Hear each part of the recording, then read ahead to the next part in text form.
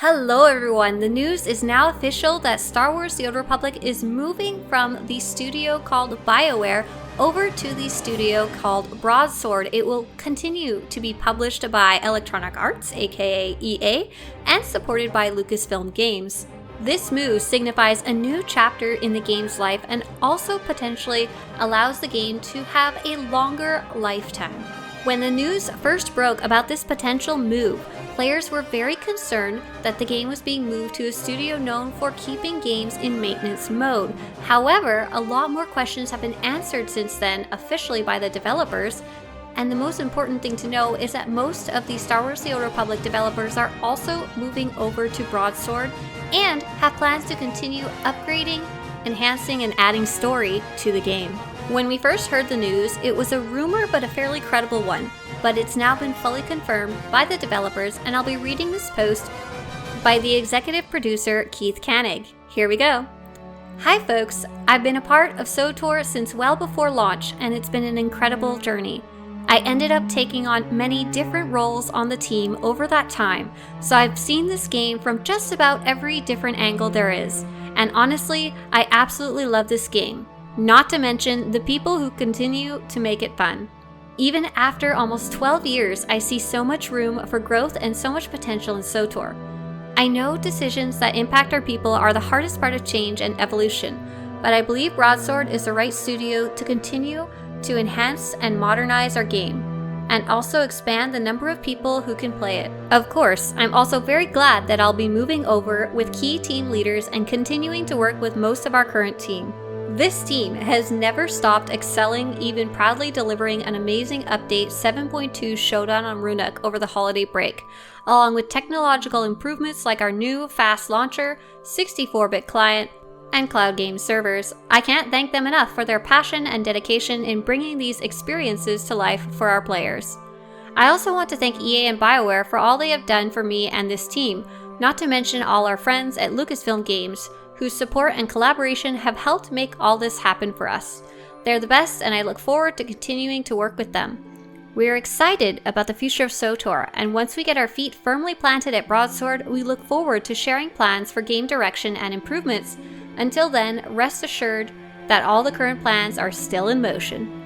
As examples, we just delivered our largest story update in months and a new story flashpoint with game update 7.3 Old Wounds, taking us back to the planet Voss, which we haven't visited since our Knights of the Eternal Throne expansion back in 2016. We will also be rolling out game update 7.3.1, which will contain our next galactic season in the coming months. And stay tuned for details on game update 7.4, where players will see the story continue following the events of Old Wounds. And there's even more on the horizon. We will continue to publish communication on SWTOR.com and the SWTOR forums, as we always have, so you will be hearing from me again soon. No change is easy, but it certainly helps that we're all excited about the future of this very special game. We look forward to seeing that vision become reality alongside all our players and fans.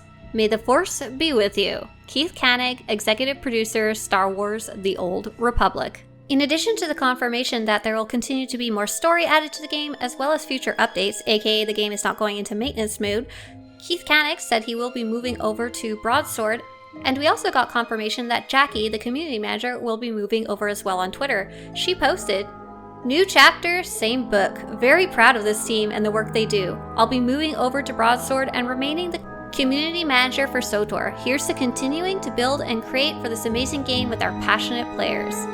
I have a genuine love for the people I work with, and they are such a huge part of why I love my job. They are so talented, skilled, and love what they do. I am truly blessed to be part of this team and to be a part of SWTOR in general. While there is very little player-facing impact with this shift, I ask for patience and empathy as we adjust and settle into our new home, but let it be known that we will be hitting the ground running and getting back into our rhythm soon enough." If you'd like to read more about how this affects Bioware themselves, put up a post on Bioware.com explaining that they'll be focusing mainly on single-player games, particularly Mass Effect and Dragon Age. If you're wondering about what cool things might be coming up in the future of SWTOR, we already know that Galactic seasons and PvP seasons will be continuing. We've got Nightlife in the summer, And they also confirmed in a different developer post that they are going to continue investigating and likely moving forward with the plans to put these servers on the cloud, making them more stable and possibly making it have a lower lag. In addition, they mentioned that on the tech side, they're working on further updates such as improved integrations with Steam and updating to DirectX 12. They said they'll start talking about all of this and more in the coming weeks.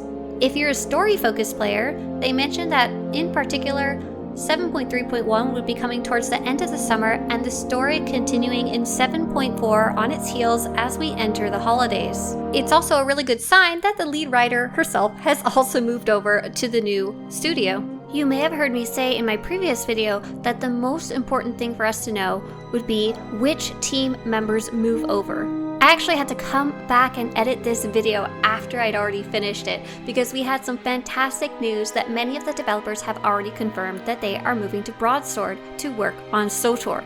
So far we've seen confirmed for sure Keith Kanek, the executive producer, community manager Jackie, lead writer Caitlin Sullivan-Kelly, narrative director for cutscenes Ashley Rule, world designer Dave Schramek, systems designer Joe Stramaglia, Director of Development Brooke Guthrie, Monetization Art Director Bradley W. Lewis, Systems Designer Bryant Wood, and we may see more later, or some developers may never post publicly that they're moving over. I'm a lot more positive about the future of the game after learning more about the fact that key members are moving over with the confirmation about the ones we've already seen, as well as the confirmation straight from the devs' mouths that they are looking to continue upgrading and adding to the game, rather than just throwing it over to Broadsword to keep it in maintenance mode. There would really be no point for Broadsword to hire over so many developers from the current game if they weren't planning to continue upgrading it and adding to it, and were just planning to, let it live in maintenance mode till it died. As for the Swtorista project, I'm finally moved into my new house. As you can hear, I haven't put any soundproofing up on my walls yet, but we'll be continuing to cover Star Wars The Old Republic as long as we're still having fun, which sounds like it's going to be quite a while. If you'd like to show your support for these news updates about the game as well as guides, feel free to visit swtorista.com/support. And if you want more videos like this about your favorite game to show up on your YouTube homepage, subscribe to this channel. As always, may the Force be with you.